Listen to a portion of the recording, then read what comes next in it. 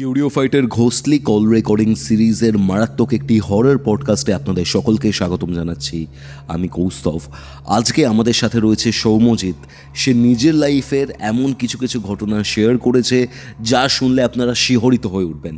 ভয়ের একটি শীতল ঠান্ডা স্রোত আপনাদের মধ্যে দিয়ে বয়ে যাবে। কি ঘটেছিল না ঘটেছিল ঘটনাটি শেষ অবধি শুনলেই বুঝতে পারবেন। কোথা থেকে দেখছেন আজকের এই এপিসোড কমেন্ট করে জানান। এবং হ্যাঁ, আপনি যদি আমার থেকে কোনো স্পিরিচুয়াল হেল্প বা অ্যাস্ট্রোলজিক্যাল প্রেডিকশন বা কোনো তান্ত্রিক হেল্প চান, সেই ক্ষেত্রে যোগাযোগ করতে পারেন আমাদের অফিসিয়াল হোয়াটসঅ্যাপ নম্বরে, যেটি হচ্ছে 6290675195। এছাড়া এখানে যোগাযোগ করে আপনারা নিজেদের লাইফে ঘটে যাওয়া প্যারানর্মাল অ্যাক্টিভিটির ব্যাপারেও জানতে পারেন। আমাদের এই অফিসিয়াল হোয়াটসঅ্যাপ নাম্বার আপনারা ডেসক্রিপশন বক্সে পেয়ে যাবেন এবং কমেন্ট সেকশনের প্রথম কমেন্টেই আপনারা পেয়ে যাবেন। তাহলে চলুন আর কথা বাড়াচ্ছি না, সরাসরি চলে যাচ্ছি কিউরিওফাইটের ঘোস্টলি কল রেকর্ডিং সিরিজের মারাত্মক একটি হরর পডকাস্টে। ভিডিওটি ভালো লাগলে অবশ্যই লাইক করে শেয়ার করে দেবেন এবং সাবস্ক্রাইব করে বেল নোটিফিকেশন অন করে রাখবেন। কিউরিওফাইট presents Ghostly Call Recording, a horror audio documentary by Kaustav Kumar. এবার ভয় পাবে তুমিও। হ্যালো সৌম্যজিৎ, কেমন আছো? হ্যাঁ কৌস্তব দা, ভালো আছি। তুমি কেমন আছো? আমিও ভালো আছি। বিষয়টা হচ্ছে, তুমি আজকে যে ঘটনাটা বলতে যাচ্ছ বা তুমি আমার সাথে কথাও বলছিলে এই ঘটনাটার ব্যাপারে, ঘটনাটা তিনটে জিনিসকে কেন্দ্র করে তৈরি এবং ঘটনাটা সত্যি কথা বলতে খুবই প্যাথেটিক আর খুবই ক্রিপি, হয় না কয়েকটা ঘটনা?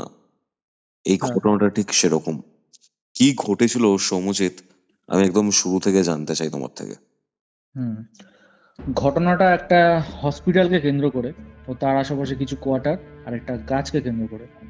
আর এই ঘটনাটা যখন ঘটেছিল, এই ঘটনাটার এফেক্টেই আমার এক বন্ধু মারা যায় আর আমার এক বান্ধবীর দিদি, সেও মারা যেত কিন্তু বর্তমানে মৃত্যুর মুখ থেকে ফিরে এসছে এবং সে বর্তমানে সুস্থ।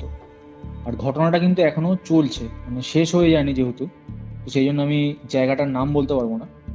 তো ঘটনাটা তাহলে প্রথম থেকেই তোমাকে বলছি তাহলে। ওকে। ঘটনাটা ঘটেছিল 2023-এ জুলাই আগস্ট এই সময় ঘটা একটা ঘটনা, মানে এরকম বর্ষাকালেই ঘটা একটা ঘটনা। তখন সারাক্ষণই বৃষ্টি পড়ে যাচ্ছে, গুড়ি বৃষ্টি হয়েই যাচ্ছে। তো আমাদের একটা গ্রুপ ছিল, গ্রুপটার নাম ছিল পিকনিক।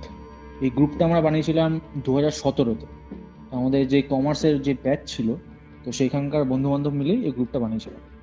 কিন্তু 2017 থেকে 2023 এর মধ্যে আমরা একটা বছরও পিকনিক করতে পারি। শেষ মুমেন্টেই কোনো বন্ধু বান্ধব বলছে যে আমার ভাই বাড়ি থেকে ছাড়ছে না, আমার একটা কাজ পড়ে গেছে। তো এরকম ভাবে বেশ কিছু বছর কিন্তু আমরা পিকনিক করতেই পারিনি। তো আমি ওই গ্রুপটার মধ্যে লিখি যে এই পিকনিক গ্রুপটা কি আমি ডিলিট করে দেবো, তোরা পিকনিক করছিস না, বেকার রেখে কি লাভ গ্রুপটা। তখন সবাই বলে যে না না, এবার করবো, এবার উইন্টারে করবো। আমি বললাম উইন্টারের দরকার নেই, বর্ষাকালে একটা পিকনিক করি, উইন্টারে না আবার করবো, একটা প্রথম তো একটা শুরু হওয়া উচিত। তখন সবাই বলে ঠিক আছে। তো আমরা কল্যাণীতে একটা জায়গায় দেখা করি, একটা চায়ের দোকানে দেখা করে ঠিক করি যে আগস্ট মাসের 15 তারিখে আমরা পিকনিকটা করব। এবার মেন সমস্যা হচ্ছে কার বাড়িতে পিকনিকটা করা যায়, কারণ সবার বাড়ি সেভাবে পিকনিকটা করা যাবে না, কারণ একটু ফাঁকা থাকলে সুবিধা হয়, যে সবাই মিলে আড্ডা হবে, গান চলবে। তো রোহিত বলে আমার একটা বন্ধু ছিল, ওরা রিসেন্ট একটা কোয়ার্টারে শিফট করে। তো ও বলে যে আমার 15 তারিখ থেকে মোটামুটি ফাঁকা থাকবে কোয়ার্টারটা, আমার বাবা মা বেনারস ঘুরতে যাচ্ছে। আমি বললাম ঠিক আছে, তাহলে তো ওর বাড়িতেই করা যাবে। তো বলে তাহলে মেনু কি হবে, আমি বললাম দেখ বর্ষাকাল এখন, তাহলে ইলিশ ভাজা করতে পারিস, আজ যাগুলো দেখতে পারিস, মটন ফটন, চিকেন পকোড়া। ও বললো ঠিক আছে, আমি মেনু দায়িত্বটা আমি নিচ্ছি, তাহলে তোরা দেখ টোটাল কজন হচ্ছে। তো টোটাল আমরা 8 জন ছিলাম। আর পরবর্তীকালে আমার এক বান্ধবী দিদি এবং ওনার হাজবেন্ড জামাইবাবু, টোটাল 10 জন মিলে আমরা পিকনিকটা করি। তো যেই জায়গায় কোয়ার্টারটা ছিল, কোয়ার্টারটা বেশ একটুখানি অ্যাডভেঞ্চারাস ফিল দিচ্ছিল যখন যাচ্ছিলাম, কারণ আমরা ট্রেনে করে গেছিলাম, বেশ কয়েকটা স্টেশন পার হয়ে ওদের সেই কোয়ার্টারটা। প্রথমে ছিল একটা হসপিটাল, স্টেশন থেকে নামলাম, স্টেশন থেকে নেমে একটু হেঁটে একটা হসপিটাল, হসপিটালটা ঠিক পাশ দিয়ে একটা রাস্তা এবং লম্বা একটা রাস্তা, চওড়া রাস্তা, লম্বা রাস্তা। আর প্রায় 20টা 30টা এরকম কোয়ার্টার ছিল। আর বেশিরভাগই তখন ওই সন্ধ্যে কটা বাজবে, 5:30 6টা। তো বেশিরভাগই দেখছি অন্ধকার, মানে 30টা কোয়ার্টারের মধ্যে হার্ডলি হয়তো 10টা কোয়ার্টারে কোনো লোক আছে, আর বাকি 20টা কোয়ার্টার এমনি পড়ে আছে পরিত্যক্ত অবস্থায়, মানে লাইট জ্বলছে না, জঙ্গল হয়ে গেছে, ভেঙে যাচ্ছে। তো 30টা কোয়ার্টারের মধ্যে 10টা কোয়ার্টারে হার্ডলি লোক আছে। তো বেশ অদ্ভুত লাগছিল। আর চারিদিকে গাছগুলো যখন, এত বড় বড় গাছ, মোটা মোটা গুড়িওয়ালা গাছ, তো গাছগুলোকে মানে অন্ধকারে যদি কেউ দেখে ভাববে কোনো একটা দৈত্য দাঁড়িয়ে আছে, এরকম মনে হবে। তো বেশ একটা অ্যাডভেঞ্চারাস ফিল হচ্ছিল। তো বর্ষাকাল, আকাশের তখন অবস্থা ভালো না, মানে একটুখানি ঘুরুম ঘুরুম করে আওয়াজ হচ্ছে, মেঘের যে গর্জন হয়, ভয়ঙ্কর গর্জন হচ্ছে, তখন মনে হচ্ছে একটু করে বৃষ্টি নামবে। তো আমরা ওখানে যাই, গিয়ে বলে চ মজা করবো, চ গান চালাই। তো মিউজিক সিস্টেম চালায়, ও লাইটিং ফাইটিং করেছিল, বেশ সন্ধ্যাবেলা থেকে মজাই হচ্ছিল। তো হঠাৎ বৃষ্টি শুরু হয়। এমন ভাবে বৃষ্টিটা শুরু হয়, মানে মনে হচ্ছে যে বৃষ্টি থামবেই না, কিন্তু হালকা করে বৃষ্টিটা থামে, গুড়ি গুড়ি তখন বৃষ্টি পড়ছে। তো ওদের কোয়ার্টারের ঠিক পাশেই একটা আম গাছ ছিল, বেশ কিছু কয়েকটা আম গাছ ছিল। তো আমি বলি, ভাই চ একটুখানি আম ফাম কুড়াই, চ আম খাওয়া যাবে। ও বললো যাবি? আমি বললো হ্যাঁ চ। তোমরা 4জন বন্ধু মিলে ওই আম গাছটার ওখানটা যাই। রাতে থাকার প্ল্যান ছিল, তাই তো? হ্যাঁ হ্যাঁ, সন্ধ্যেবেলা থেকে আমরা মোটামুটি প্ল্যান ছিল যে রাত্রে থাকবো, পরের দিন সকালবেলা ফিরবো। পরের দিন ওই 7টা-8টায় সকালবেলা বেরিয়ে যাবো ওখান থেকে। তো সন্ধ্যেবেলা যেহেতু একটু বৃষ্টি পড়ছে, আর আমি দেখতে পেলাম আম গাছ আছে ওখান থেকে, তো আম গাছ থেকে একটু আম পাড়া যাক। মানে বৃষ্টির মধ্যে ঝড় ফড় হলে আম ফাম পড়ে, তো ওখান থেকে তাহলে আম কুড়ানো যাবে। এবার ওখানে গিয়ে দেখি একটা বাচ্চা ছেলেও আম কুড়াচ্ছে। তো বেশ অদ্ভুত লাগে। এবার রোহিত বলে যে এ তো আমাদের পাশের কোয়ার্টারেই থাকে, প্রতিবেশী, তো ওই বাচ্চাটাই এসছে। ভালো। তো আমরা সবাই আম কুড়াচ্ছি, মানে যেখানেই আমটা পড়ছে ধূপ করে আওয়াজ হচ্ছে, ওখানে যাচ্ছি, গিয়ে দেখছি পচা আম। মানে আমগুলো হয়তো পোকায় খেয়ে নিয়েছে বা পড়ে ভেঙে গেছে, এরকম টাইপের আমগুলো, মানে ফ্রেশ আম একটাও পাচ্ছি না। আর বাচ্চাগুলো কিন্তু, মানে ওই বাচ্চাটা কিন্তু ফ্রেশ আমই কুড়াচ্ছে, যে কটা আমি পাচ্ছে ফ্রেশ আম। বেশ অদ্ভুত লাগে বিষয়টা। তো আমি বলছি ধর এখানে একটাও আম পাওয়া যাচ্ছে না, কি জায়গায় এলাম, ধূপ করে আওয়াজ হচ্ছে কিন্তু আমটা পাচ্ছি না। তখন বাচ্চাটা বলছে ও পাবে না পাবে না। আমি বললাম মানে? বলছে আমার ঠাকুমা আমাকে বলেছিল যতই আম পড়বে সব আমাকে দেবে। এবার এই কথাটা শুনে আমার বেশ অদ্ভুত লাগে। ও ঠাকুমা ওকে বলেছিল যত কটা আম পাবে ওকেই দেবে, মানে বুঝলাম না। তো এরকম প্রায় 10-15 মিনিট আমরা ওই আম বাগানটা ছিলাম। তো আমরা একটা আমও ফ্রেশ পাইনি। 4জন বন্ধু গেলাম, একটা আমও ফ্রেশ পাইনি, সব কটা আম ওই পাত্র। ফ্রেশ মানে কি, মানে যে আমটা পড়লো মাটিতে, আমটা সব কটা আমি একটু পোকা খাওয়া এরকম টাইপের আম ছিল, ফ্রেশ আম একটাও পাচ্ছিলাম না। আচ্ছা। ওই বাচ্চাটা যে আমগুলো পাচ্ছিল সব কটা ফ্রেশ আম। তো এটা বেশ অদ্ভুত লাগে। আর ওর কথাটা বারবার আমার মাইন্ডে ঘুরছিল যে আমার ঠাকুমা বলেছিল এই আম গাছের সব আম আমাকেই দেবে, আর বাচ্চাটা কিন্তু সত্যি সেটাই পাচ্ছিল আমগুলো। তো আমি বিরক্ত হয়ে আমি বললাম ছাড়, আম দরকার নেই, বাড়ি চল, মানে ওই কোয়ার্টারটা চ। তো আমরা আবার কোয়ার্টারটায় যাই, আবার আমরা টাওয়াল ফল দিয়ে মাথা মাথা পরিষ্কার করি, জল টল পরিষ্কার করি, করে আবার আবার খাওয়া দাওয়া শুরু করি। রাত্রেবেলা যে মেনু ছিল আমাদের, ইলিশ ভাজা, মাটনও করেছিল, চিকেন পকোড়া, সব খাওয়া দাওয়া হলো, কোল্ড ড্রিঙ্কস খেলাম। তো কিছু সিগারেট ছিল, সিগারেটও খেলাম রাত্রেবেলা। তখন দেখলাম সিগারেটের প্যাকেট খালি। তাই আমি বললাম ভাই সিগারেটের প্যাকেট তো খালি, একটা সিগারেটের প্যাকেট কিনতে হবে, কোথায় দোকান আছে এখানে? তখন রোহিত বলে যে এইখানে তো কোনো দোকান নেই, ওই হসপিটালটা পার হয়ে প্রায় 10-12 মিনিট লাগবে এখান থেকে যদি যাওয়া হয়। আমি বললাম তাহলে ওখানেই চ। আর ওদের জায়গাটা এরকম জায়গায় ছিল কোয়ার্টারটা, যে মানে ওই 7টা-8টার পর থেকেই বেশিরভাগ দোকানপাট বন্ধ হয়ে যায়, কারণ ওই কলোনিটার মধ্যে তো বেশি লোক থাকে না। বললাম যেটা যে 10টা কোয়ার্টার হয়তো লোক আছে, তো বেশিরভাগ কোয়ার্টার মানে লোকই নেই, ভ্যাকেন্ট কোয়ার্টার বেশিরভাগ। তো ও বলো ওই একটা দোকান মেবি রাত্রিবেলা খোলা থাকতেও পারে, মেবি রাত্রিবেলা ওই দোকানটা খোলা থাকতেও পারে। আমি বললাম ঠিক আছে। তো ওর বাড়িতে 2টো সাইকেল ছিল, ওর বাবার একটা সাইকেল আর ওর সাইকেল। তো আমরা 3জন মিলে, আমি, রোহিত আর অতনু বলে আমার একটা বন্ধু, 3জন মিলে ওই সাইকেলটা করে যাই। এবার রাস্তা দিয়ে গেলাম, গিয়ে দেখলাম দোকানটা তখন গুছাচ্ছে, দোকানটা বন্ধ করবে। আমরা গিয়ে বললাম কাকু বন্ধ করো না, আমি নেবো। তো সিগারেটটা নিলাম, নিয়ে যখন ফিরবো, ফেরার সময় রোহিত বললো যে ভাই একটা শর্টকাট রাস্তা আছে, এই রাস্তাটা যদি যাই তাহলে অত সময় লাগবে না, আরামসে চলে যাবো। আমি বললাম চিনিস তো রাস্তাটা? ও বললো হ্যাঁ হ্যাঁ কোনো ব্যাপার না চ। তো ওই রাস্তাটায় আমরা ঢুকে পড়লাম। এবার আরামসে যাচ্ছি গল্প করতে করতে, যে কালকে তাহলে কি করবি, কটার সময় সকালে যাবো নাকি একটু লেটে যাবো, এই নিয়ে আলোচনা করছি। হঠাৎ আমার একটা অনুভব হলো সাইকেলের পিছন থেকে কেউ ঠেলছে, মানে কেরিয়ারের জায়গাটা থেকে কেউ ঠেলছে, কোনো একটা বাচ্চা ছেলে পিছন দিকে ঠেলছে, মানে ধাক্কা একটা ফিল হয় সাইকেলটার মধ্যে। তো আমি বলি ভাই একটা জিনিস ফিল করতে পারছিস, কেউ ধাক্কা দিচ্ছে এরকম কি মনে হচ্ছে? বলছে কই না তো। অতনু আমাকে বলে ও তো একটা সাইকেলে যাচ্ছে আর আমি আর রোহিত এক সাইকেলে বসে আছি। অতনু আমাকে বললো সাইকেলে লাথি মারছিস কেন? আমি বললাম লাথি? সাইকেলে কোথায় লাথি মারলাম? বলে ধাক্কা মারছিস পিছন থেকে। তো আমি বললাম দেখ আমার পাটা কত দূরে আর তুই সাইকেল চালাচ্ছিস কত দূর, অনেকটা গ্যাপ, তো আমি কি করে লাথি মারবো তোকে? তো ও ফিল করে যে সাইকেলের পিছন থেকে কেউ ওকে একটা ধাক্কা মারছে। আর পায়ের শব্দ আসছে, কেউ দৌড়াচ্ছে সেই শব্দটা, কিন্তু কে ধাক্কা মারছে আমরা দেখতে পাচ্ছি না ওই রাস্তাটার মধ্যে। আর রাস্তাটা ছিল একদম চওড়া বড় রাস্তা, একদম সোজা রাস্তা, তো কাউকে দেখতে পাচ্ছি না। আর সাইডে কিন্তু জঙ্গল, চারিদিকে জঙ্গল আর ভ্যাকেন্ট কিছু কোয়ার্টার। তো বেশ অদ্ভুত লাগে। আমি বললাম এখানে দাঁড়া ভাই, আমার ব্যাপারটা ঠিক লাগছে না, দাঁড়া। কে ঠেলছে আমরা দেখতে পাচ্ছি না, কিন্তু আমার মনে হচ্ছে আমাদেরকেও দেখতে পাচ্ছে। তো আমরা একটা জায়গায় দাঁড়াই লাইট পোস্টের কাছে। তো দাঁড়ানোর পর আমি চারিদিকটা দেখি, হঠাৎ আমাদের নাকে একটা গন্ধ আসে। গন্ধটা ঠিক একটা মিষ্টি মিষ্টি গন্ধ, রজনীগন্ধা ফুলের যেন গন্ধ হয় সেই গন্ধটা। কিন্তু আমরা যেই জায়গাটা দাঁড়িয়ে আছি তার আশেপাশে জঙ্গল আর ভ্যাকেন্ট কোয়ার্টার, তো সেখান থেকে পচা গন্ধ আসতে পারে, যদি কোনো প্রাণী মরে গেছে এরকম টাইপের কোনো গন্ধ আসতে পারে। কিন্তু এত সুন্দর গন্ধ কেন আসছে আমরা বুঝতে পারছিলাম। আর গন্ধটা যখন এলো আমাদের মানে শরীরে একটা হিম হয়ে যাওয়ার ব্যাপার, গা হাত পা একদম ঠান্ডা হয়ে আসছে এবং একটা ভাড় হয়ে আসছে পরিবেশটা। তো ওখানে আমরা চুপচাপ দাঁড়া, আমি বলি দেখ মনে হচ্ছে বিষয়টা ঠিক হচ্ছে না, এই গলিটাতে ঢুকলাম, হনুমান চালিসা পড়তে পারিস? হনুমান চালিসা পড়তাম। তখন রোজ বলে হ্যাঁ আমি তো পড়ি। তো ও হনুমান চালিসা পড়া শুরু করে, তো ওর সাথে সাথে আমিও আর অতনু তিনজনই পড়া শুরু করি। তো হনুমান চালিসা যখন পড়াটা শুরু করেছি, মানে একবার পড়েছি, যে গা ভার হয়ে যাওয়া যে ব্যাপারটা নিমেষের মধ্যে ছেড়ে গেছে ওখানে দাঁড়িয়ে দাঁড়িয়ে। আমি তো দেখ এই শর্টকাট রাস্তা আর থেকে লাভ নেই, যেই রাস্তাটা দিয়ে আমরা প্রথমে এসেছিলাম ওই রাস্তাটা দিয়ে যাবো।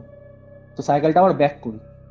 এবার সাইকেলটা যখন ব্যাক করছি তখন কিন্তু আর হনুমান চালিসা এইসব কিচ্ছু পড়ছি না, নর্মাল। আবার যেতে যেতে প্রায় আমরা 10 থেকে 12 বার ওই রাস্তাটা দিয়ে গেছি, আবার সেম ওই লাইট পোস্টের কাছে এসে দাঁড়িয়ে গেছি।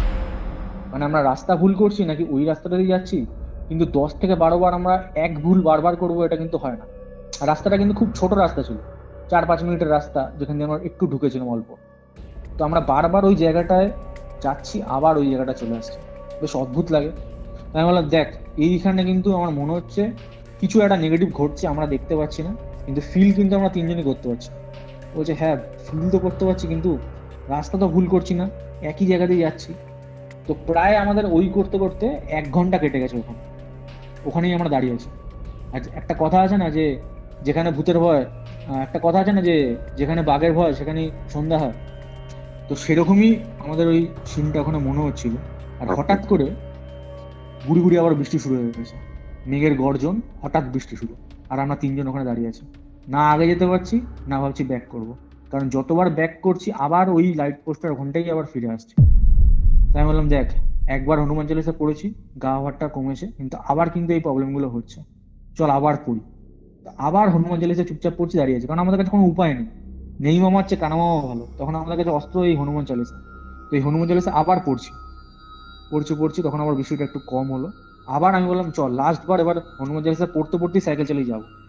তো হনুমান চালিসা পড়ছি মুখে, পড়তে পড়তে সাইকেলও চালাচ্ছে, আমি বসে আছি, যাচ্ছি সাইকেলটা যাচ্ছে। যেতে যেতে এইবার আমরা দেখতে পাচ্ছি যে হার্ডলি আর 6 মিনিট বা 7 মিনিটের রাস্তা, একদম সোজা রাস্তা। আর ওদের যে কোয়ার্টারটা ওখানে বিভিন্ন লাইটিং করেছিল পিকনিকের জন্য, তো ওদের লাইটিংটা এখান থেকে দেখা যাচ্ছে, শুধু একটা সোজা যেতে হবে আমাদের। আমি বললাম দেখ বাড়ি তো দেখা যাচ্ছে, আর চাপ নেই, চ আর পড়তে হবে না হনুমান চালিসা, চ। এই বলে সাইকেলটা জাস্ট সোজা যাবে। এবার একটু গেছি, একটা আওয়াজ শুনতে পাচ্ছি আমরা তিনজনই। আওয়াজটা প্রথমে আস্তে আস্তে আসছে, আওয়াজটা ঠিক অনেকটা এরকম,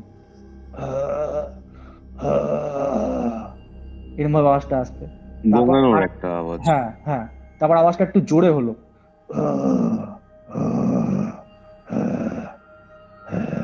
এরকম ভাবে আওয়াজটা আমরা তিনজনে ফিল করছি। এবার রাস্তার মধ্যে কোনখান থেকে আওয়াজ আসছে, কোনো হিংস্র প্রাণীও হতে পারে, শিয়ালও হতে পারে, হিংস্র প্রাণীও হতে পারে। তো সে যদি আমাদের এখন অ্যাটাক করে বা কামড়ে দেয়, হিংস্র শিয়াল হতেই পারে, ওই জঙ্গল থেকে বেরিয়ে যে কোয়ার্টারে হয়তো ভ্যাকেন্ট কোয়ার্টার ছিল বা জঙ্গলে ছিল, থাকতেই পারে। তো চারিদিকটা আমরা মোবাইলে টর্চ লাইট জ্বালাই, কারণ বেশিরভাগ লাইট পোস্ট ওই যে কোয়ার্টার ওখানে ছিল, কিছু লাইট জ্বলছে আবার কিছু লাইট আবার ব্লিঙ্ক করছে, একটু জ্বলছে আবার ব্লিঙ্ক করছে, একটু জ্বলছে আবার ব্লিঙ্ক করছে, এরকম অবস্থা।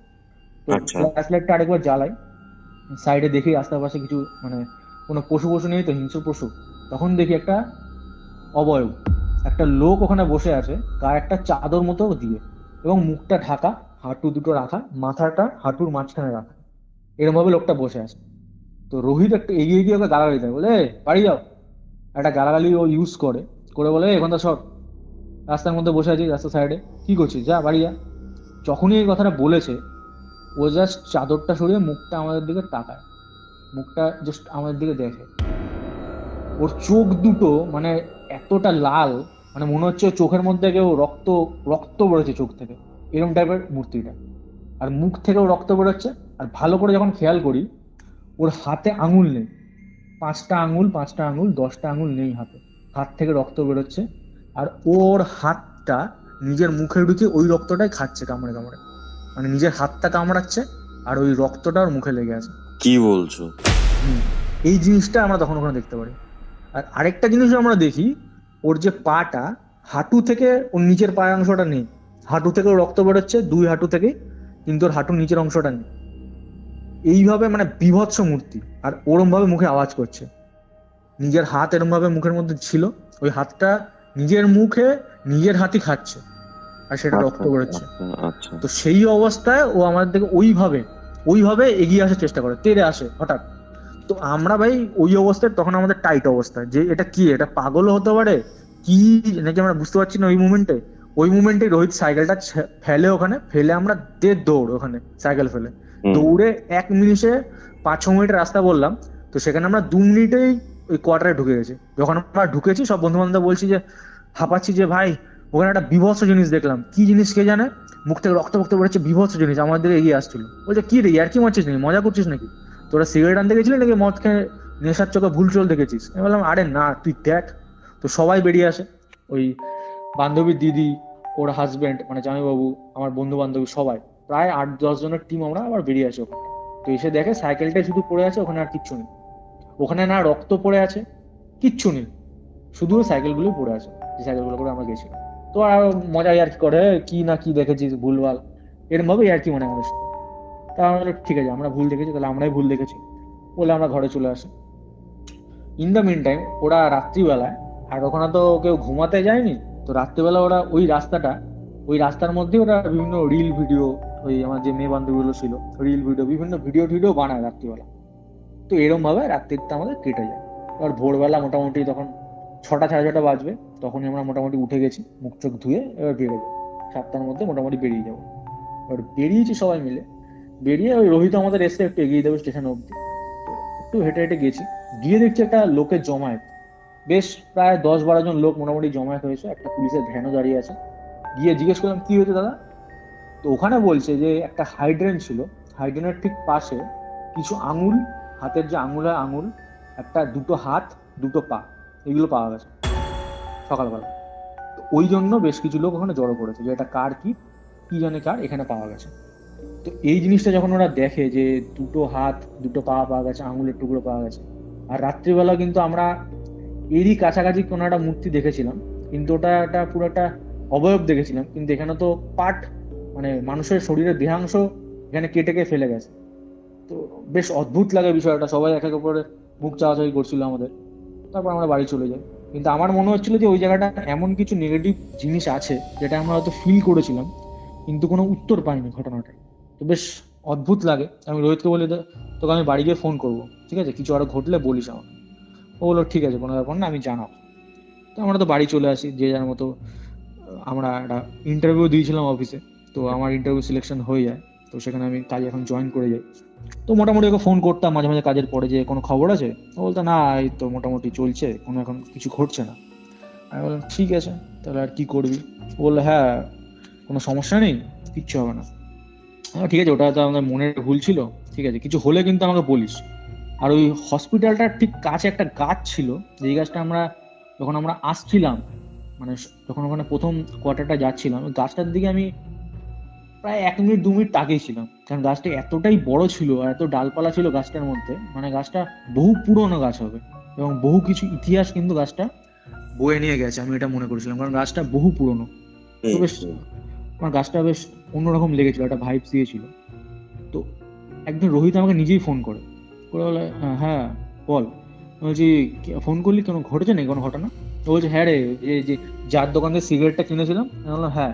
বলছে ওই লোকটা নাকি ওই গাছটা, যে গাছটার আমি কথা বলছিলাম, ওই গাছেই গলায় দড়ি দিয়েছে। আমি বললাম মানে? গলায় দড়ি? হ্যাঁ। ও বলছে এই রিসেন্ট কয়েক বছর আগে এবং এখনো যেটা হচ্ছে, হকার উচ্ছেদ হয় মাঝে মাঝে, দেখবে বিভিন্ন জায়গায় পুরনো দোকান বহু বছর ধরে আছে, সেগুলোকে ভেঙে নতুন করে মানে মিউনিসিপ্যালিটি থেকে বানিয়ে দিচ্ছে, কোনো লোককে বিক্রি করা হচ্ছে, এই জিনিসগুলো করে। তো ওই লোকটার দোকানটাও যে জায়গাটা ছিল সম্ভবত ওটা কোনো বেআইনি জায়গা ছিল, এবং বহু বছর ধরে দোকানদারটা ওখানে ছিল।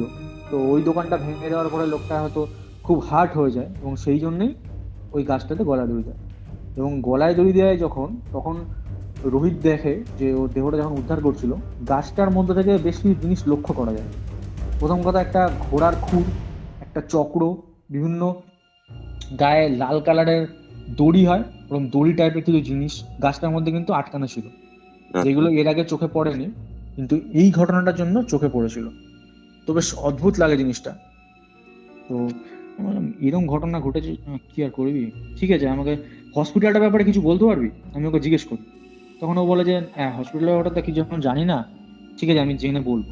কারণ আমার যখন ওখান দিয়ে এসছিলাম আমার মনে হয়েছিল যে হসপিটাল এরিয়াটার মধ্যে কোনো একটা সমস্যা থাকলেও থাকতে পারে। তো বলেছে ঠিক আছে, আমি দেখছি, কোনো খবর পেলে তোকে আমি বলবো। ঠিক আছে, অসুবিধা নেই। তার কয়েকদিন পরে আমার এক বান্ধবী ফোন করে, যে ওই পিকনিকে ছিল, তার দিদিও এসেছিল ওই পিকনিকে, ওনার হাজবেন্ডও এসেছিল। তো আমাকে ফোন করে বলে ফেসবুক খুলেছিস? আমি বললাম না তো। বলছে ফেসবুকে দেখ আমার দিদি কি পোস্ট করেছে। তো দিদি দেখি তখন ফেসবুকে পোস্ট করেছে যে ওনার হাজবেন্ড নাকি ওনাকে এতই অত্যাচার করেছে, এতই মেন্টাল টর্চার করেছে, ফিজিক্যাল টর্চার করেছে, মানে গরম আগুনে যে শিক হয় সেই শিকগুলো নাকি গায়ে দিয়ে দিয়েছে। তো সেই ছবি, এবং বিভিন্ন সিগারেট পুড়িয়ে গায়ের মধ্যে দিয়ে দিয়েছে, এবং বিভিন্ন অত্যাচার করেছে। তো সেই ছবিগুলো ফেসবুকে ছেড়েছে, ছেড়ে লিখেছে যে আমি ডিভোর্স চাই এবং কেস করতে চাই। ফেসবুকে ছেড়েছে, বিশাল শেয়ার করেছিল পোস্টটা। বললাম এরকম ব্যাপার মানে কি হচ্ছে? তখন বলছে হ্যাঁ রে, আমাদের বাড়িতে তো চলে এসে দিদি, ফেসবুকে একটু আগে পোস্ট করে দিয়েছে, আর একটা অদ্ভুত পরিবর্তন দেখতে পাচ্ছি দিদির মধ্যে, যে শুধু মাংস খাচ্ছে আর ভাত রুটি কিচ্ছু খাচ্ছে না, আর মাংসটা খাওয়া হয়ে গেলে ছাদে চলে যাচ্ছে, ছাদের দরজা বন্ধ করে দিচ্ছে, সারা রাত রাত্রেবেলা পায়চারি করছে ছাদের মধ্যে। এরকম নাকি প্রায় অনেকদিন ধরেই করছে। আমি বললাম এটা তো আগে বলিস নি। বললো হ্যাঁ রে, অনেকদিন ধরেই করছে, আজকে ফেসবুকেও পোস্ট করে দিয়েছে, কি করছে বুঝতে পারছি না। এবার আমার তখন একটা কি মনে হলো যে এটা কোনো স্বাভাবিক ঘটনা মেবি না, হয়তো না, স্বাভাবিক ঘটনা না। আমি ওকে বলি আমার একজন তান্ত্রিক চেনা আছে, এনার নাম্বারটা দিচ্ছি, তুই কন্ট্যাক্ট কর, ইনি পয়সাও নেয় না, তুই খুশি হয়ে যদি তোর কাজ হয় তাহলে তুই ওনাকে কিছু দক্ষিণা দিবি, বাট দেখ যদি কিছু হলেও হতে পারে, আমার এই জিনিসটা ঠিক লাগছে না।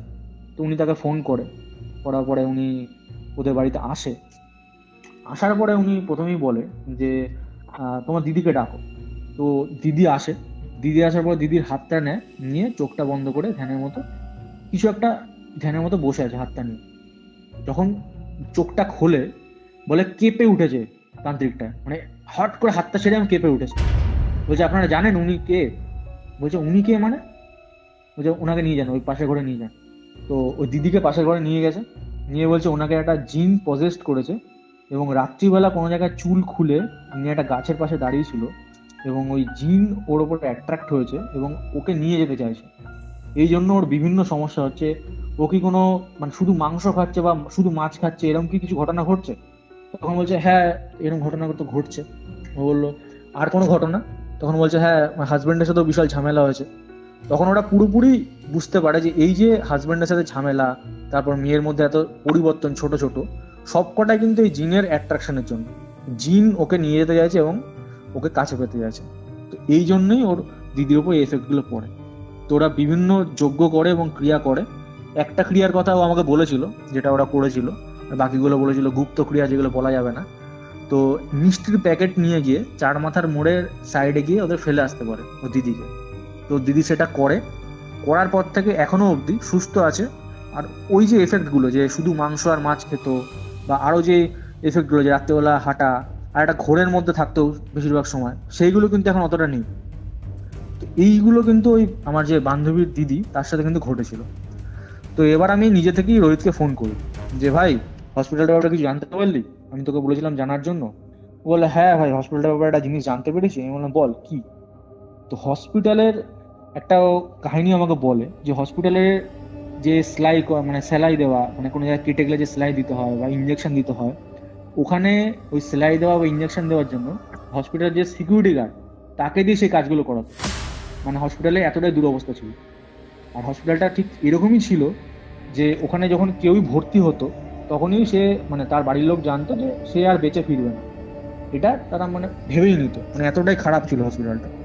আর এমনও কিছু কিছু কথা আমাকে বলে যে মর্গে যে লাশ কাটতো শেষ সময়, লাশ কেটে যে পোস্টমর্টম হয়, তো বেশিরভাগ পেশেন্টকে নাকি সেই বডিও দেওয়া হতো না। তো এই জিনিসগুলো নাকি ওই হসপিটালের মধ্যে চলতো। আর পরবর্তীকালে বডি দেওয়া হতো না এবং বডি পার্টস গুলোও বিক্রি করে দিত। কি বলছো? হ্যাঁ, আর ওই ডোম মানে যারা ওখানে কাটে, যে লাশ কাটে, তারা মানে বডিগুলো দিত না, কারণ ওখানে বেশিরভাগ তো গরিব লোকেরাই যেত ওই হসপিটালে। তো সেখানে তাদেরকে যে টাকাটা চার্জ করতো তো আর দিতে পারতো না, তো বলতো লাশ দেবো না, তোমাদের লাশ এখানে থাকবে। তো এন্ড অফ দ্য ডে ওই লাশ থেকে ওই বডি পার্টস বিক্রি করে দিত। এটাও জানতে পারে, কারণ ওই নার্সিং মানে যে হসপিটালটা ছিল, ওই হসপিটালেই কিন্তু ওর এক বান্ধবী নার্স হিসেবে কাজ করতো। তো সে কিছু কথা ওকে জানায় এই যে এই জিনিসগুলো ওখানে ঘটতো। এবার ওর নার্স যদি সেটা পাবলিকালি বলে দিত বা কিছু করতো, তাহলে তো বিভিন্ন পলিটিক্যাল ঝামেলাও হতে পারতো। এবং হসপিটাল নার্সে এখন বেশিরভাগ পলিটিক্যাল কাজই, মানে পলিটিক্যাল যে লোক থাকে তাদেরই বেশিরভাগ প্রভাব থাকে ওখানে। তো যেগুলো জানা যায়, বিভিন্ন ওষুধের দোকানেও দেখবে এই জিনিসগুলো থাকে, বিভিন্ন 2 নম্বরে ওষুধ দিয়ে দেয়, তো অনেক কিছু। তো এই জিনিসগুলো দেখে আমার বেশ অদ্ভুত লাগে। আমি বলে ভাই এই জিনিসগুলো তো ঠিক লাগছে না, ঠিক আছে তুই ঠিকঠাক থাক, কিছু হলে আমাকে জানাস। তো বলে ঠিক আছে, আমি কিছু হলে তোকে জানাবো। পরের দিন আবার রোহিত আমাকে ফোন করে, ওরা বলে ভাই আরো একটা অদ্ভুত জিনিস ঘটেছে। আমি বলছি কি জিনিস? বলছে যেই গাছটা ওই লোকটা গলায় দড়ি দিয়েছিল, ওই গাছটার সামনেই একটা বাচ্চাকে পাওয়া যায়, গায়ে একটু কাপড় জড়ানো, মানে যেভাবে কোলে নেয় সেই কাপড় জড়ানো একটা বাচ্চা ওই গাছটার সামনে পাওয়া গেছে, মৃত অবস্থায়। তো ওরা আমি বলি মানে? বলছে হ্যাঁ রে, রাত্রিবেলা মনে হয় কেউ বাচ্চাটাকে ওখানে রেখে গেছে, সদ্যজাত বাচ্চা, আর রাত্রিবেলা বৃষ্টি পড়েছে, সেই বৃষ্টির জলে ও ভিজে ভিজে মানে কতটা কষ্টে ওই বাচ্চাটা ওখানে মারা গেছে। তো আমি যখন এই কথাটা শুনলাম, আমার মুখ থেকে কোনো আওয়াজ বেরোচ্ছিল না। মানে মানুষ জন্ম দেয় একটা প্রাণীকে, একটা সদ্যজাত বাচ্চাকে, তারপরে সেই বাচ্চাটাকে ওই দিনকেই হবে হয়তো, মানে এতটা সদ্যজাত শিশু তাকে ওইভাবে ওখানে ফেলে চলে গেছে। বেশ আমার মানে খারাপ লাগে বিষয়টা, যে এত কিছু ওই গাছটার ওখানেই ঘটছে। তখন বলে হ্যাঁ রে, এই গাছটার এখানে কিন্তু হচ্ছে, আমি বুঝতে পারছি না কি হচ্ছে। ঠিক আছে তুই ঠিকঠাক থাকিস, কোনো ঘটনা আর সম্ভবত ঘটবে না আমার যা মনে হচ্ছে, কিন্তু ঘটনাটা যেদিকে এগোচ্ছে আমার মনে হচ্ছে, এটা কি মনে হচ্ছে আমি তোকে বলতে পারছি না এখন, কারণ আমি কনক্লুশনে আসতে পারছি না, কিন্তু ওই গাছটাকে একটু সাবধানে থাকিস। ও বলে হ্যাঁ আরেকটা কথা আছে। আমি বললাম হ্যাঁ বল। বলছে গাছটার ওখানে বেশ কিছু লোক যখন যেত, গাছটার দিকে তাকিয়ে নাকি অনেকক্ষণ তাকিয়ে থাকতো, মানে গাছটার দিকে ধরো চোখ গেল তো, একটা লোক 1 ঘন্টা 2 ঘন্টা তাকিয়েই থাকতো ওখানে। তখন কোনো লোক এসে বলতো কি দাদা কি দেখছেন, তখন ওর হুঁশ ফিরে আসতো। তো গাছটার ওখানে গেলে নাকি এই জিনিসটা ঘটতো অনেকের সাথে। তো ও আমাকে এই কথাটাও জানায়। আমি বললাম আর কোনো কথা? বলছে হ্যাঁ আরো একটা কথা আছে, আমি এখন বলছি না, আমি তোকে কয়েকদিন পরে জানাচ্ছি। আমি বলছি ঠিক আছে, আমি ফোন করবো? ও বলে না না, তোকে ফোন করতে হবে না, আমি জানাবো। আর ওই যে কথাগুলো আমাকে বলছিল, তখন একটু মানে মানে খুব টেনশনে আছে, কিছু একটা ভাবছে, মানে একটা কেউ ওর সাইডে আছে হয়তো দেখছে, এরকম টাইপের ও মানে বিহেভ করছিল, যে হ্যাঁ আমি বলবো, মানে বলতে যাচ্ছে বলতে পারছে না। ঠিক আছে আমি কয়েকদিন পরে ফোন করছি। তো আবার 1 সপ্তাহ পরে আমি ওকে ফোন করি, ও রিসিভ করে না, মেসেজ করি রিসিভ করে না। তারপর একদিন ফোনটা ধরে, বলছে হ্যাঁ হ্যাঁ হ্যাঁ বল। আমি বলছি আর কোনো ব্যাপার কি জানতে পেরেছিস? বলছে হ্যাঁ আর কিছু বলার আছে, আমি তোকে জানাবো, কোনো সমস্যা নেই জানাবো। ঠিক আছে বল না, এখনই বল। বলছে জানাচ্ছি জানাচ্ছি, একটু পরে জানাচ্ছি।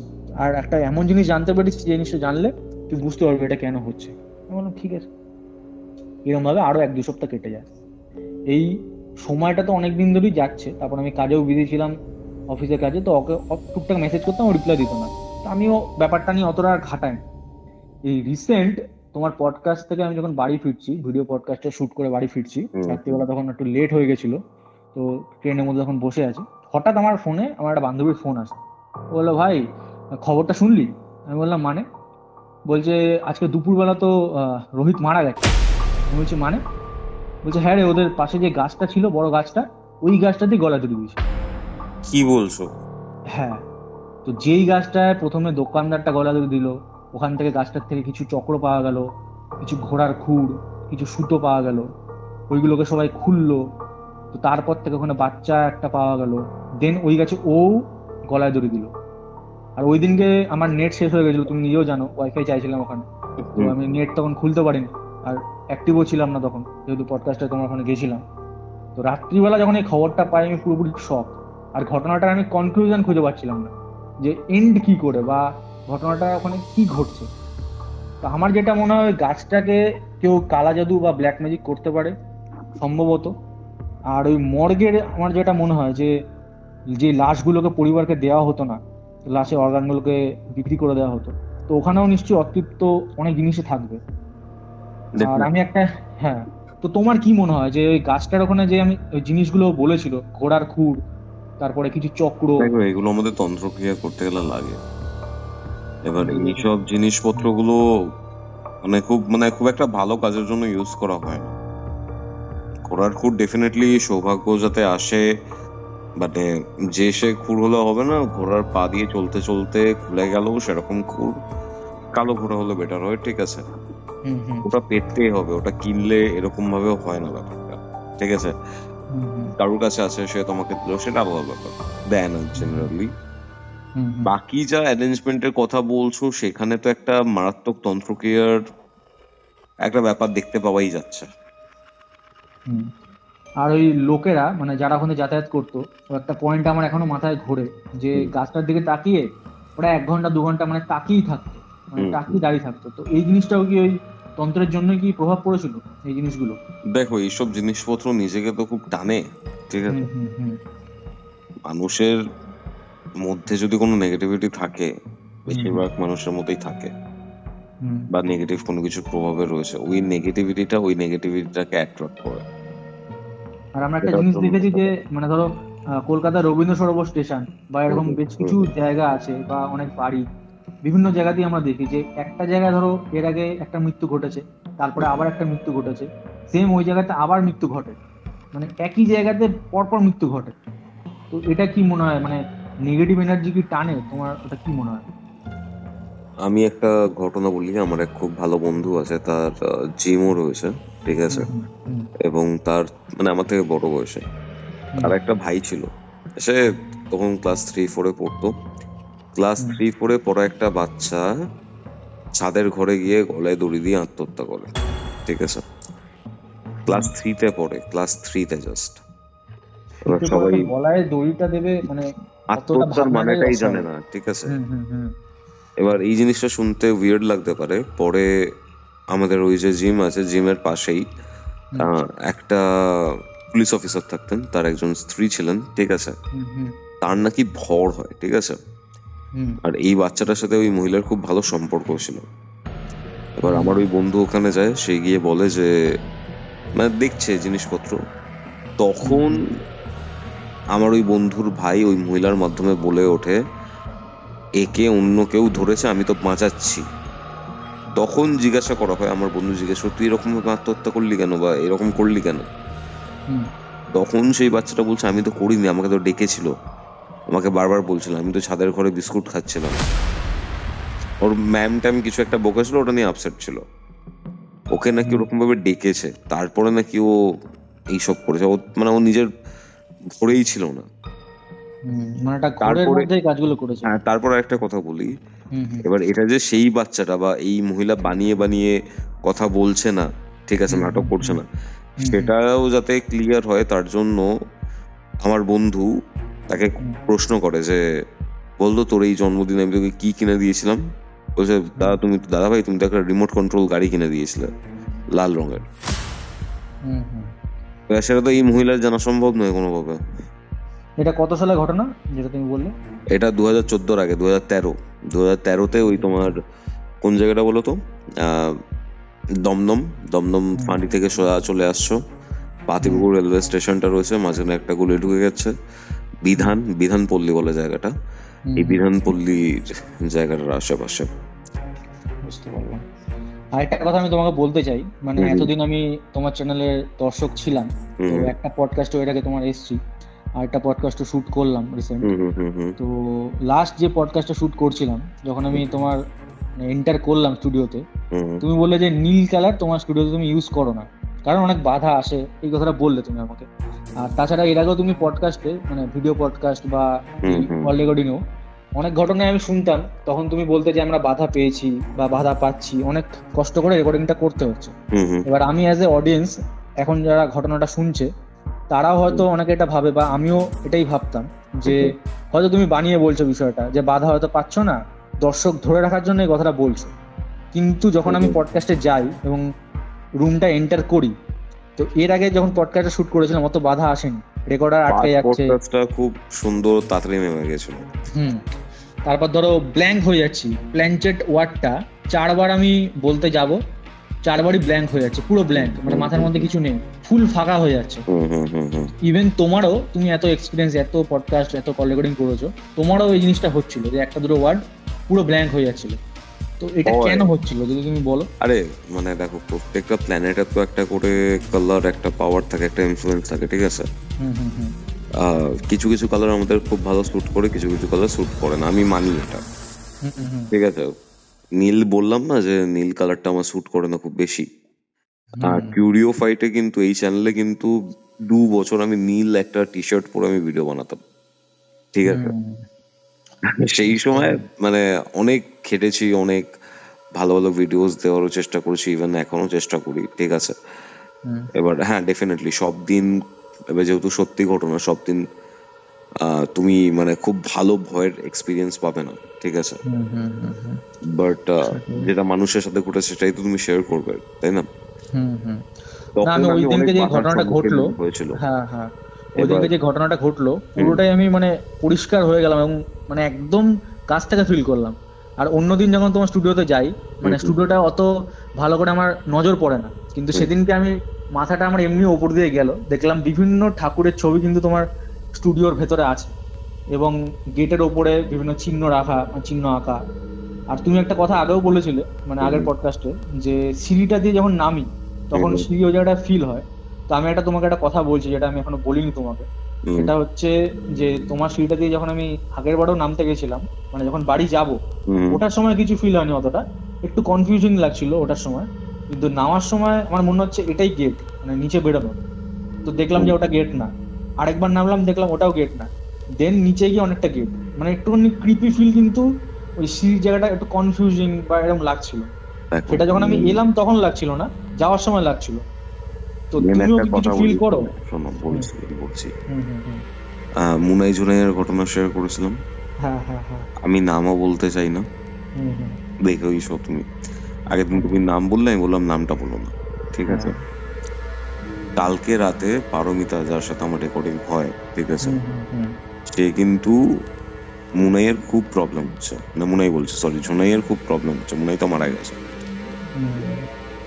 এবার তার বার্থ চার্ট এইসব প্রেডিক্ট করছিলাম, কেন এত প্রবলেম হচ্ছে, এটা কি কোনো মেন্টাল সমস্যা না অ্যাকচুয়ালি কোনো পজিশন, এই সব কিছু ডিটারমাইন করার জন্য মানে ওর অ্যাস্ট্রোলজিক্যাল প্রেডিকশন করছিলাম। প্রায় 1-1.5 ঘন্টা ধরে কথা হচ্ছে, ঠিক আছে? মানে কিছু কিছু সময় না আমার নিজেরও মনে হচ্ছে মেয়েটা পজেস হয়ে যাচ্ছে, ঠিক আছে? অনেক ধরনের তন্ত্র রিলেটেড যে কেসগুলো হয়, ধরো কারোর উপর খুব বাজে রকমের কোনো কাজ করছে, ঠিক আছে, সে তো ডেফিনেটলি আমার বাড়িতে আসছে। কিন্তু আমি দেখেছি সিঁড়িটার ওখান থেকে শুরু হয়, তোমার গেটটায় কিন্তু কোনো অসুবিধা হয় না। কেন বলছো? গেটের ভেতর থেকে কোনো অসুবিধা হয় না, কোনো কিছুতে মানে কোনো ফিলই আসে না ভেতরটায়, কিন্তু বাইরেটা যখনই নামা শুরু করি। এটার কারণ আছে, ধরো এই বাড়িতে এইসব কাজ হচ্ছে, ঠিক আছে, স্টুডিওতে বলো, চেম্বারে বলো, এবার এই জায়গাতে যখন কাজ হয় না, তুমি দেখবে যে ঘরের ভেতরে ঢোকার পর তোমার অনেক হালকা লাগবে। কারণ পুরো এই যে ঘরটা, এটা মানে গৃহবন্ধন করা রয়েছে, ঠিক আছে? আমি এবং আমার যিনি গুরুদেব, আমরা গৃহবন্ধন করেছি এই জায়গাটা। তুমি দেখবে মা কালীর একটা খাঁড়া রয়েছে, একটা মা তারার মুখ আঁকা কচ্ছপের খোল রয়েছে, এই সব কিছু এ করে দেন তুমি গৃহে এন্টার করছো। বাট যে নেগেটিভিটি গুলো রয়েছে, যে নেগেটিভিটিটা নিয়ে কাজ করছে, সেইগুলো তো অবভিয়াসলি ঘরের বাইরে থাকবে, তাই না? যাই হোক, আমরা ঘটনা বলতে বলতে অনেকটা অন্য কথায় চলে এলাম। কারণ আমি এই পয়েন্টটা কেন তুললাম, কারণ আমার এই ঘটনাটা আমি মানে কনক্লুশনে যখন আসতে পারলাম ঘটনাটা, আমি একটা জিনিস দেখলাম, এই যে ব্ল্যাঙ্ক হয়ে যাওয়া বা রাস্তা হারিয়ে ফেলছিলাম, সেম তোমার সিঁড়িটা দিয়ে যখন নামছিলাম, মানে আমার 2-3 বার হয়েছে। এর আগেও যখন মানে আগের বার যখন এসেছিলাম তখন নামছিলাম, প্রথমবার নয় হতে পারে, সেকেন্ড বারও কিন্তু আমার সেম একই জিনিস ঘটলো নামার সময়। তো মানে ব্ল্যাঙ্ক হয়ে যাওয়া বা কনফিউশন, এটা কিন্তু ফিল করেছে। সৌম্যজিৎ, তুমি এর আগে আমাকে যে ঘটনাটা শেয়ার করলে, সেই ঘটনাটা ছাড়াও আরো একটি ঘটনা রয়েছে যেটা তুমি আমাকে জানিয়েছো, এবং সেই ঘটনাটা অন্যান্য যে প্যারানর্মাল এক্সপিরিয়েন্স রয়েছে তার থেকে বেশ অনেকটা আলাদা হওয়ার বেশ অনেকগুলো কারণ রয়েছে। ঘটনাটা যখন আমি ইনিশিয়ালি শুনেছিলাম তখন আমার মনে হয়েছিল যে এই যে ঘটনাটা রয়েছে সেই ঘটনাটা মানুষকে আরো বেশি ভয়ে পাওয়াবে, নিজের ভেতরের যে স্বরূপটা রয়েছে সেটা যদি দেখাতে পারে। হ্যাঁ, কি ঘটেছিল? হ্যাঁ হ্যাঁ, তো ঘটনাটা আমি তোমাকে প্রথম থেকে বলছি। তার আগে একটা কথা বলতে চাই, আমরা ভৌতিক জিনিসপত্র বা নেগেটিভ জিনিসে আমরা ভয় পাই, কিন্তু আমাদের ভয় পাওয়া উচিত এখন বর্তমান সমাজে মানুষদেরই। কারণ মানুষ এমন কিছু পারে না, মানে খুবই নোংরা নোংরা মানুষ কিন্তু কাজ করতে পারে, সেটা হয়তো প্রেতাত্মারা পারে না, আমি এটা বলবো এখন। তো আমাদের মানুষকে ভয় পাওয়া উচিত। এই ঘটনাটা পুরোটা শুনলে তুমি বুঝতে পারবে। তো ঘটনাটা ঘটেছিল 2018-19 এই সময় ঘটা একটা ঘটনা। আমি এইচএস পাস করি 2018-তে। তো ওই সময় আমাদের এক রিলেটিভ, ওরা বর্ধমানে থাকে, আমার মাসির বাড়ি বর্ধমানে। তো ওইখানে আমরা ঘুরতে যাই, 7 দিনের জন্য ওখানে ঘুরতে যাই। তো ওইখানেই ঘটা একটা ঘটনা। তো আমার একটা কথা আমি তোমাকে বলি, আমি যখন ক্লাস 3-4-এ পড়ি তখন থেকে কিন্তু আমার এরকম মানে এই ভৌতিক জিনিসপত্র এর উপর একটা ইন্টারেস্ট ছিল। আমার যেখানে প্রাইমারি স্কুল ছিল ওর ঠিক পাশেই একটা জায়গায় খবর পেয়েছিলাম আমরা, যে বিভিন্ন কোয়ার্টার আছে ওখানে। এবার কোয়ার্টারগুলো নাকি কবরস্থানের ওপর হয়েছে, ঠিক আছে? এটা জানতে পেরেছিলাম ওই সময়। তো কিছু বন্ধু বান্ধব মিলে টিফিন টাইমে বেরিয়ে যেতাম। তো ছোটবেলা থেকে এরকম একটা অলৌকিক, যে জিনিসটা জানি না, তো এটা জানার বিষয়ে আমার একটা আগ্রহ ছিল। তো বর্ধমানে যখন যাই, তো আমার যে দাদা, সে আমার থেকে 2 বছরের বড়। তো ও প্রথম প্রথম বেশ মজাদার দিন কাটছিল, প্রথম 1-2 দিন। আর গ্রামে যেরকম হয়, গ্রাম্য পরিবেশ একদম, মানে প্রপার গ্রাম, বর্ধমানে একটা প্রপার গ্রাম। এবং ওখানে গিয়ে আমি প্রথম দেখি, চাক্ষুষ করি যে মাটির যে বাড়ি হয়, সেই মাটির বাড়ি, দোতলা মাটির বাড়ি। আর আমরা 4 চাকা করে গেছিলাম। তো গ্রামের যে মানে এমনি যে বাচ্চারা হয়, তারা ওই গাড়ির পিছন পিছন দৌড়াচ্ছিল, মানে সিনেমাতে আমরা এগুলো দেখে আসি। কিন্তু ওখানে যখন গেছিলাম তখন আমি এটা অভিজ্ঞতা করেছিলাম। তো প্রপার গ্রাম জায়গাটা। তো এখানে যাই, যাওয়ার পরে প্রথমে 1-2 দিন বেশ ভালোই কাটছিল। ওখানে ক্রিকেট খেলতাম, তারপর বিভিন্ন গ্রাম ঘুরে ঘুরে দেখাচ্ছিল। তো হঠাৎ আমাকে একদিন বলে, জানিস আমাদের এখানে একটা পুকুর পাড় আছে, পুকুর পাড়ে একটা রাস্তা আছে, ওই রাস্তা দিয়ে কাউকে যেতে দেয় না গ্রামের লোকজন। আমি বলছি মানে, বিষয়টা বুঝলাম না। বলছে হ্যাঁ রে, ওখানে একটা এরকম একটা আত্মহত্যা হয়েছে, তারপর থেকে ওখানে গ্রামের বিভিন্ন লোকজন মানে যখনই ওখান থেকে যায় গাটা কিরকম ভারী হয়ে যায়, কোনো কেউ মনে হয় দাঁড়িয়ে আছে ওই জায়গাটা, এরকম শোনা যায়। সবাই বলে আমরা একজনকে দেখেছি ওখানে, আবার কেউ বলে আওয়াজ শুনেছে। কিন্তু মানে একটা আতঙ্ক গ্রামে ছড়িয়ে গেছিল এই জিনিসটারই। তো আমি বলি কি ঘটনা ঘটেছিল? তখন বলে একটা মহিলাকে ওই পুকুর পাড়ের এরিয়ার মধ্যে অ্যাসিড মারা অবস্থায়, মানে পুড়ে গেছে মুখে পুরো অ্যাসিড, ওই অবস্থায় ডেড বডি উদ্ধার করা হয়। আর রাস্তাটা ছিল মানে একদম গ্রামের টু শহর কানেক্টেড রাস্তা। ওই রাস্তা দিয়েই বেশিরভাগ লোককে মানে যেই মালপত্র নিয়ে আসবে লোকে, তো ওই রাস্তা দিয়েই যাতায়াত করতো। তো বেশ আমার ইন্টারেস্টিং লাগলো যে গ্রামে এরকম ঘটনা আমরা বিভিন্ন গল্পে শুনেছি, কিন্তু এখানে দেখছি যে সত্যি সত্যি এরকম একটা ঘটনা। তো আমি বলি আজকে রাত্রিবেলা তাহলে জেগে থাকবো, রাত্রিবেলা তাহলে যাওয়া যাক, 2:30 বা 3টে নাগাদ তাহলে যাই, তখন সবাই ঘুমিয়ে পড়বে। কারণ এটা যদি আমরা বাড়িতে বলে যেতাম তাহলে কিন্তু খুবই অসুবিধা হতো, কেউ যেতেই দিত না। তো রাত্রিবেলায় 2:30, 3টে হবে। তো ওই সময় আমরা জেগেই ছিলাম। তো আমি আমার মাসির ছেলে দুজন মিলে ওই পুকুর পাড়টায় গেছি। এবার ওখানে যখন গেছি, ও যেটা আমাকে বলেছিল একদম ঠিক, মানে জাস্ট গেছি ওই জায়গাটা পুরো নিশ্চুপ নিঝুম, চারিদিকে গাছ, আর পুকুরে ধূপ ধাপ আওয়াজ হচ্ছে, মনে হচ্ছে কেউ ঝাঁপ মারছে। এবার ভালো করে কান্তি আমি শুনছি যে পুকুরবেলা রাত্রিবেলা 2-3 মানে 2 বা 3টে এই সময়টা কেউ তো পুকুরে স্নান করবে না, এটা একটা অস্বাভাবিক। কিন্তু পুকুরে এরকম আওয়াজ হচ্ছে। যখন পুকুরটা মানে আমি দেখছি, পুকুরটা মানে ডেসক্রাইব করবো কি, মানে পুরো একদম ফাঁকা পুকুর পাড়টা, রাত্রি 3টে 2:30 ওই সময় এই ঘটনাটা। তো আমি বললাম দেখ, এখন এইখানটা যখন পুকুর পাড়ে এখানে আছি, আমরা কিছু দেখতে পাচ্ছি না ঠিক আছে, বাট একটা ফিল তো করতে পারছি আমিও, সেটা তুই বললি।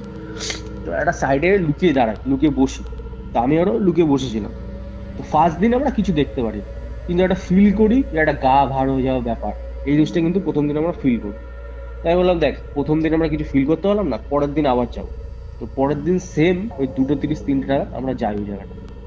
এবার সেই দিনকে যে জিনিসটা আমি এবং আমার দাদা দেখি, সেটা কি দেখলাম আমি জানি না, তুমি এই ইনসিডেন্টটা শুনলে হয়তো তুমি বলতে পারবে যে ওটা কি ঘটেছিল।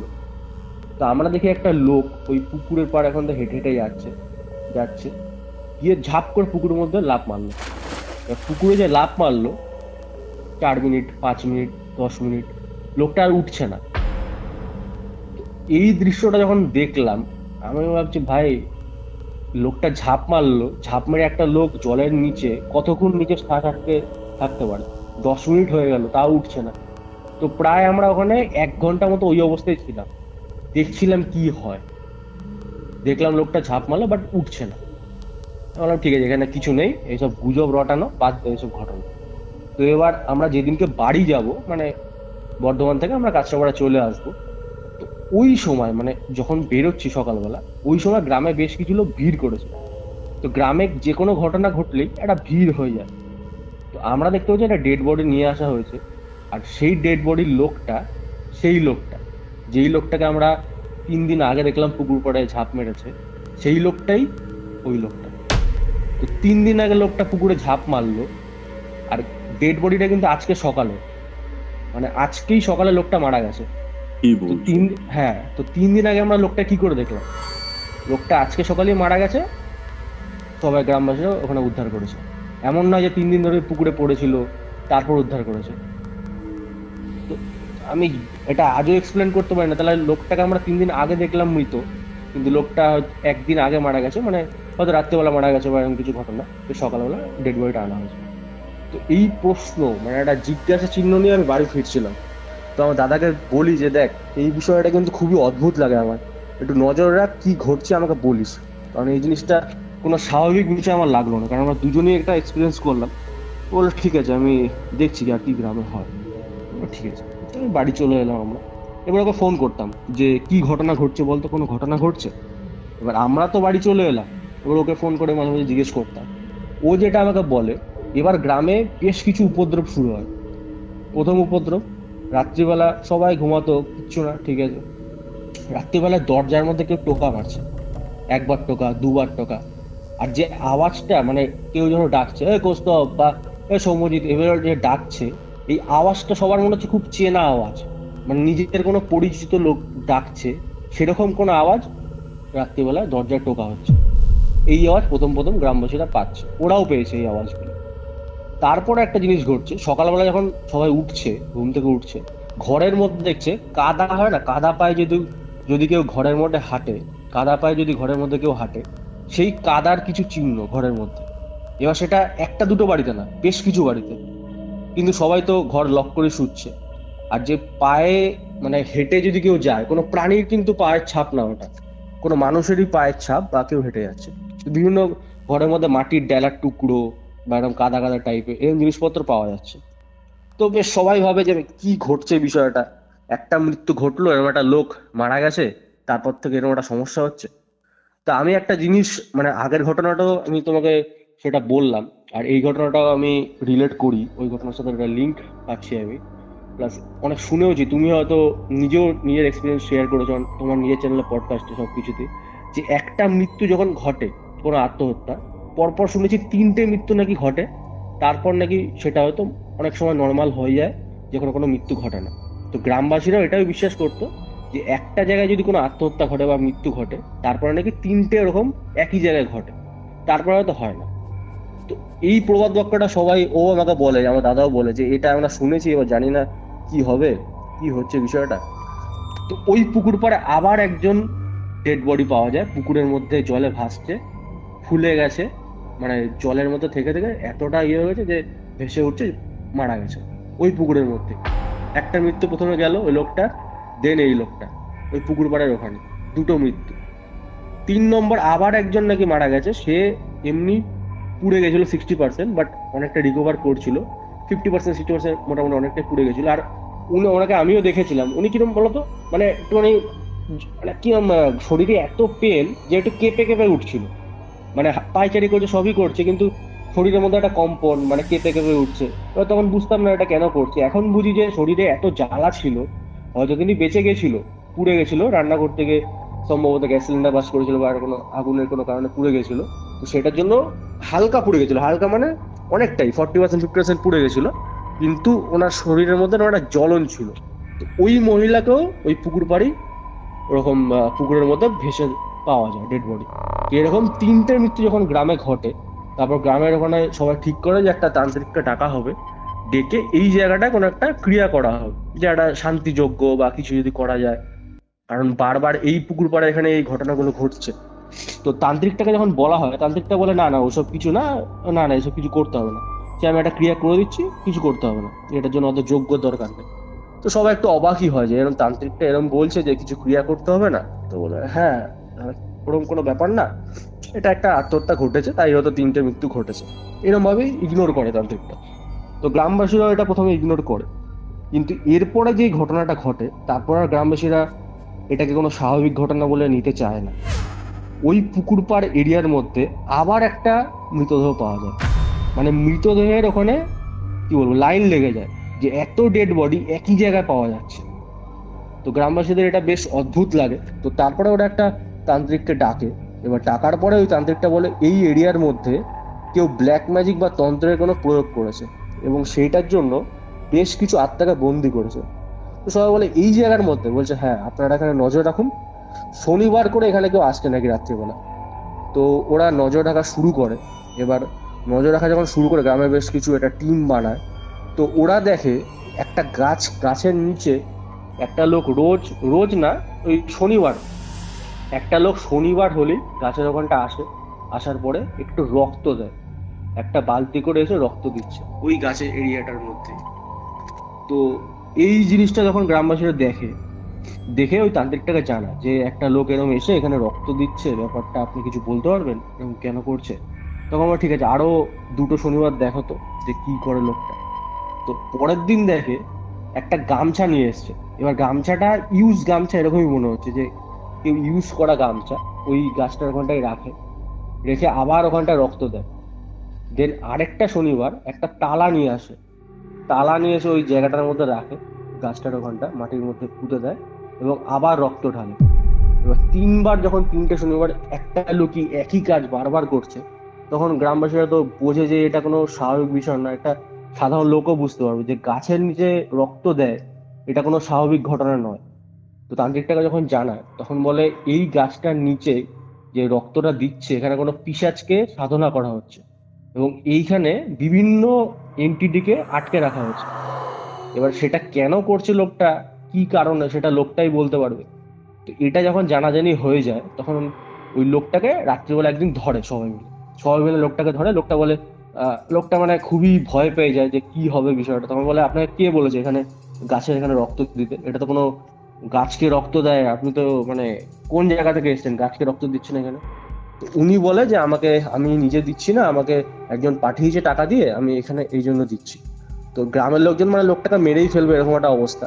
তো ওখানে আইনি ব্যাপারও জড়িয়ে গেছিল, পুলিশ সবাই চলে এসেছিল। কিন্তু গ্রামবাসীরা বলে যে মানে আপনারা আমার ওপরই ছেড়ে দিন, পুলিশ আপনারা ঢুকবেন না, আমরা এই ব্যাপারটা দেখে নিচ্ছি। তো পুলিশও ওখানে হস্তক্ষেপ করতে পারেনি, লোকটাকে নিয়ে চলে যাবে ওরম ব্যাপার না, ওখানেই ভিড় হবে। গ্রামের ব্যাপারটা কি, একটা কোনো ক্রাইম যদি ঘটে গ্রামের ওখানে পঞ্চায়েত সভা বসে বা লোকজন মিলে একটা সভা করে, ওখানেই ভিড়টা হয়ে যায়। পরে পুলিশ মানে ওগুলো খুব পরে, তাও পুলিশ চলে এসেছিল ওখানে। তো লোকটা যেটা বলে যে ওই এরিয়ার মধ্যে একটা বিরিয়ানিওয়ালা ছিল, যে বিরিয়ানি বিক্রেতা, খুব অল্প দামে বিরিয়ানি বিক্রি করতো। তো ওই লোকটাকে পাঠিয়েছিল ওই গাছটার ওখানে দিতে। তো এটা তো সবাই ভাববে যে একটা বিরিয়ানিওয়ালা সে একটা লোককে ফিট করেছে একটা গাছের তলায় এরকম রক্ত দিতে, এটা কিরকম ঘটনা। তখনও বলে যে আপনি ওনাকে ডাকুন, উনি সবটা বলবেন, আমি পুরোটা বলতে পারবো না, উনি আমাকে যেটা বলতেন আমি সেটাই করতাম। তো যখন ওই বিরিয়ানি মালিকটাকে ডেকে নিয়ে আসে, বিরিয়ানি মালিকটা তো বুঝে যায় যে গ্রামবাসীরা বুঝে গেছে। তো ওই লোকটা খুঁজে পাওয়া যাচ্ছিল না, প্রায় 7 দিন 8 দিন খুঁজে পাওয়া যাচ্ছিল না। তারপরে লোকটাকে ধরে আনা হয় এবং যখন লোকটাকে আনা হয় লোকটা পুরো মানে কাঁদো অবস্থা। লোকটা বলে আমাকে ক্ষমা করে দিন, আমি আর করবো না, আমি আর করবো না। তখন বলে আর আপনি কি করবেন না, এখানে কি কাজ করছিলেন সেটা বলুন, পুরোটা ক্লিয়ার করে বলুন। তখন লোকটা বলে যে আমি বেশ কিছু কুকুর গ্রাম থেকে হোক বাইরে থেকে হোক কুকুর ধরে ওই মাংস ফ্রেশ করে কেটে ওই রাস্তা দিয়ে গাড়ি করে নিয়ে আসতো। এবার এটা যদি গ্রামবাসীর লোকজন দেখে ফেলতো তাহলে তো লোকটা তো কেস খেতই। তো এই জন্য লোকটা চেয়েছিল যে ওই জায়গায় বিভিন্ন নেগেটিভ ডিস্টারবেন্স, যাতে লোকে ওখানে যেতে ভয় পায়, এরকম একটা যদি কিছু করা যায় এবং লোকে নিজে এক্সপিরিয়েন্সও করতে পারে যে গেলে ওই জায়গাটা গা ভার হয়ে যাচ্ছে, কোনো একটা নেগেটিভ কিছু দেখতে পাচ্ছে, তো এরকম যদি কিছু হয়ে যায় ওই জায়গাটা কেউ যাবে না। আর সত্যি ওই জায়গাটায় মানে বিকেলবেলা থেকে কেউ যেত না, আর সকালবেলায় মানে না গেলেই নয় এরকম একটা ব্যাপার ওই রাস্তাতে। আর ওই রাস্তাটাই ছিল কিন্তু শহরে কানেক্টেড রাস্তা। তো ওই লোকটা ওই কুকুরের মাংস ওই রাস্তা দিয়ে নিয়ে আসতো, আর ধরেও নিয়ে যেত হয়তো অনেক কুকুর ওখান থেকে। তো ওই মাংসগুলোকেই বিরিয়ানির মতো দিত আর মানুষদের খাওয়াতো।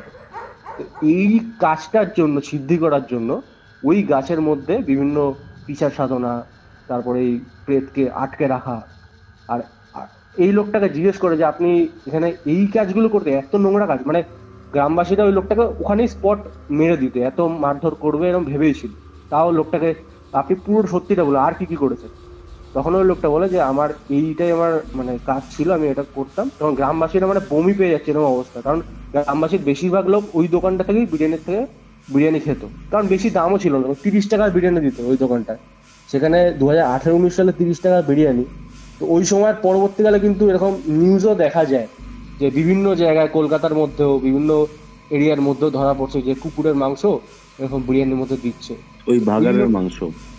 হ্যাঁ, ভাগাড়ের মাংস। ইভেন অনেক জায়গা থেকে এটাও দেখা যায় যে কুকুর ধরে বিক্রি করছে, মানে কুকুরের মাংসটাকে এমনভাবে কাটিং করছে, রান্না করছে, তো সেটাকে মানুষকে খাওয়াচ্ছে।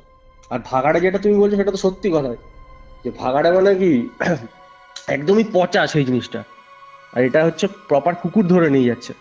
মানে মানুষ কতটা নিচে নামতে পারে সেটাই ভাবছি। তুমি দিল্লিতেও দেখো না কি হচ্ছে এখন। তারপর কি হলো? হ্যাঁ, তখন লোকটা বলে যে আমি এই জন্য এই কাজটা করছিলাম। তখন ওই তান্ত্রিকটাকে যে প্রথমে বলা হয়েছিল সে তো বলে এখানে কোনো ব্যাপার না, কিছু না। তো জানা যায় ওই তান্ত্রিকটার সাথে এই লোকটার কানেকশন ছিল, সেই জন্যই প্রথমে তান্ত্রিকটা কোনো ক্রিয়া করেনি বা কিছু করেনি। পরবর্তীকালে এখন অন্য একটা তান্ত্রিককে ডাকা হয়, সে সবকিছু বলে যে হ্যাঁ এখানে এরকম ক্রিয়া করা হয়েছিল বা এই বিষয়গুলো। আরো কিছু পয়েন্ট যেরকম ওই গামছাটা আনা, তারপর তালাটা এখানে পাওয়া, তো ওইগুলো গামছাটা কোনো মৃত ব্যক্তিরই কোনো গামছা ছিল হয়তো, সম্ভবত এটাই ওই তান্ত্রিকটা বলে যে কোনো মৃত ব্যক্তির গামছা বা তালাটা কেউ ইউজ করা গামছা বা তালা, এই জিনিসগুলো কোনো মৃত ব্যক্তির বা কোনো মানুষের এই জিনিসগুলো এনে ওখানে করা হয় যে ক্রিয়াগুলো করতো। তো আমরা অনেক সময় মানে আমার একটা শোনা কথা, তোমার পডকাস্টও সম্ভবত শুনেছিলাম, যে মৃত ব্যক্তির যদি কোনো জিনিস কেউ যদি বাড়িতে নিয়ে আসে সেটার প্রতি একটা অ্যাট্রাকশন থাকে। তো এই ঘটনাটার সাথে আমি ওখানে তখন লিঙ্ক করেছিলাম, কারণ 2018-19 তো তোমার পডকাস্ট ছিল না বা এত ইনফরমেশন তখনও ছিল না ইন্টারনেট, কিন্তু আমি এখন রিলেট করি যে তখন তাহলে ওইগুলো এনেছিল এই কারণে। তো আনে ওখানে আটকে রাখতো এবং আটকে রেখে এই জিনিসগুলো করতো। তো এটা বেশ খারাপ লাগে আমার শুনে, তখন ও আমাকে বলে যে এই বিষয়গুলো ঘটেছিল। আর ওই তালা যে জিনিসটা রাখতো ওখানে, তো ওই এরিয়ার মধ্যে দিয়ে অনেকে যেত এবং বাড়ি যাওয়ার পরে তাদের বিভিন্ন শরীর খারাপও হয়েছিল ওই সময়ের মধ্যে। বাড়ি আসার পরে চুপচাপ বসে আছে, কিছু মানে ঘন্টার পর ঘন্টা চলে যাচ্ছে, ও চুপচাপ একটা ঘরের মধ্যে চুপচাপ বসে আছে। এই ইনসিডেন্ট গুলো কিন্তু ওখানে মানে প্রায় অনেকের মধ্যেই দেখা গেছিল। তো লোকটাকে তারপর পরবর্তীকালে গ্রামবাসীরা অনেক মারধর করে আর পুলিশও নিয়ে যায় ওখানে, এবং ওর যে বাড়িতে যায়, বাড়িতে গিয়ে দেখে বস্তা বস্তা করে যেরকম পেঁয়াজের বস্তা রাখে সেরকম কুকুরের মাংস ওখানে কেটে ওর বাড়ির মধ্যে রেখেছিল ফ্রিজের মধ্যে। মানে এতটাই নির্মম এবং প্রেত। আমি প্রথমেই বললাম ঘটনাটা তখন শুরু করলাম যে আমরা কোনো নেগেটিভ জিনিস বা ভূত বা প্রেত এইগুলোকে আমরা ভয় পাই, কিন্তু এখনকার দিন মানে যত এগোচ্ছে এখন তো মানে মানুষকে ভয় পাওয়া উচিত। মানুষ কি না পারে করতে, এত নোংরা নোংরা কাজ। আর এখানে তো তাও কুকুরকে কেটেছে। কিন্তু তুমি এই দিল্লির কথাটা বললে সম্ভবত, তো দিল্লিতে তো রিসেন্ট একটা ঘটনা ঘটেছিল যে একজন বয়ফ্রেন্ড একজন গার্লফ্রেন্ডকে 8 টুকরো নাকি 9 টুকরো করে রেখে দিয়েছিল। তো এরকম ঘটনা কিন্তু মানুষকে টুকরো করে কেটে রেখে দিচ্ছে ঘরের মধ্যে। তার মানে কোন দিকে এগোচ্ছি আমরা। তো এটাই ছিল ঘটনাটা ওখানে। তারপরে ওখানে তান্ত্রিকটা ক্রিয়া করে, ওখানে বিভিন্ন ক্রিয়া করার পরে আস্তে আস্তে ওই জায়গাটা অনেকটা স্বাভাবিক হয়। তো এইটাই ছিল ওখানকার যে ঘটনাটা, মেন ঘটনাটাই তোমাকে পয়েন্টে বললাম। তো আজও আমি ভাবি ওই সময় ঘটনাটা মানে খুবই অস্বাভাবিক ঘটনা লেগেছিল আমার। Exactly. Curiofite presents Ghostly Call Recording, a horror audio documentary by Kaustav Kumar. এবার ভয় পাবে তুমিও। এটাই ছিল আজকের এপিসোড। আজকের এই এপিসোড আপনাদের কেমন লাগলো সেটা কমেন্ট করে জানান। ভিডিওটা ভালো লাগলে অবশ্যই লাইক করে শেয়ার করে দিন অ্যান্ড সাবস্ক্রাইব টু কিউরিওফাইড। আর হ্যাঁ, আপনারা যদি নিজের লাইফে ঘটে যাওয়া এরকম প্যারানর্মাল অ্যাক্টিভিটি, প্যারানর্মাল এক্সপিরিয়েন্স আমাদের সাথে শেয়ার করতে চান, সেটাও ডেফিনেটলি জানাতে পারেন। আমাদের এই যে অফিসিয়াল হোয়াটসঅ্যাপ নাম্বারটি রয়েছে, যেটি হচ্ছে 6290675195, এই নাম্বারে যোগাযোগ করে আপনারা স্পিরিচুয়াল হেল্পও নিতে পারেন আমার থেকে। দেখা হচ্ছে পরবর্তী এপিসোডে, যেটি আসছে রবিবার দিন দুপুর ঠিক 3টের সময়।